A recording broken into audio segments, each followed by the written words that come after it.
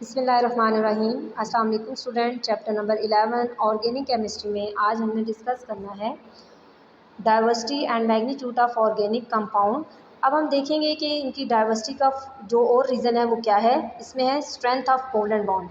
बेटा organic compound के अंदर हमने डिस्कस किया था कि मेजर जो कंपोनेंट है वो कार्बन होता है, और प्रीवियस लेक्चर में हमने डिस्कस किया था कि कार्बन जो है वो कोवलेंट बॉन्ड जो है उसकी फॉर्मेशन कर सकता है। तो ऑर्गेनिक कंपाउंड का जो कोवलेंट बॉन्ड होता है वो स्ट्रॉन्ग होता है, जिसकी वजह से ऑर्गेनिक कंपाउंड स्टेबल होते हैं। स्ट्रॉन्गर कोवलेंट बॉन्ड की वजह से इनके अंदर डाइवर्सिटी जो है वो आ रही होती है।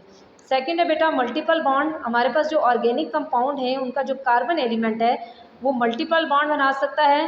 कार्बन के मल्टीपल बॉन्ड डबल भी हो सकते हैं और ट्रिपल भी। तो इस तरह से हमारे पास ऑर्गेनिक कंपाउंड की फर्दर क्लासेस जनरेट हो रही होती हैं। अगर हमारे पास कार्बन और कार्बन का सिंगल बॉन्ड होगा तो वो अल्केन की क्लास होगी। कार्बन और कार्बन डबल बॉन्ड होगा तो that will be alkyne, and carbon triple bond होगा तो वो अल्काइन होगा।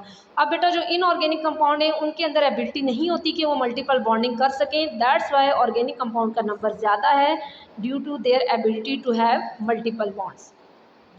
नेक्स्ट है बेटा homologous series. A homologous series is a group or class of organic compounds that have the same general formula and similar chemical properties but differ by a CH2 unit. Here is the example। हमारे पास तीनों classes को mention किया हुआ है। Alcohols की class भी है, alkynes की भी है, अल्केन्स की भी है। बेटा आप इसमें देख सकते हैं अल्केन वाला जो फर्स्ट कॉलम है उसमें आप देखें कि जो अल्केन का फर्स्ट मेंबर है मीथेन CH4, और सेकंड जो मेंबर है वो है ईथेन। अब अगर आप देखें मीथेन से ईथेन में आने में हमारे पास एक कार्बन एटम इंक्रीज हो रहा है और 2 हाइड्रोजन एटम इंक्रीज हो रहे हैं। सिमिलरली जब हम ईथेन से 3 कार्बन वाले एटम पे जाएंगे, कंपाउंड पे जाएंगे C3H8 विच इज़ प्रोपेन, तो वहाँ पे भी कितनी यूनिट का डिफरेंस आ रहा है प्रीवियस से, CH2 यूनिट का डिफरेंस आ रहा है। तो इस तरह से इनकी एबिलिटी है कि ये होमोलोगस सीरीज बना रहे होते हैं। हर सक्सेसिव मेंबर जो प्रीवियस मेंबर है उससे सिर्फ CH2 यूनिट से डिफर कर रहा होता है। दैट्स वाई ऑर्गेनिक कंपाउंड का जो मैग्नीट्यूड है वो ज़्यादा होता है।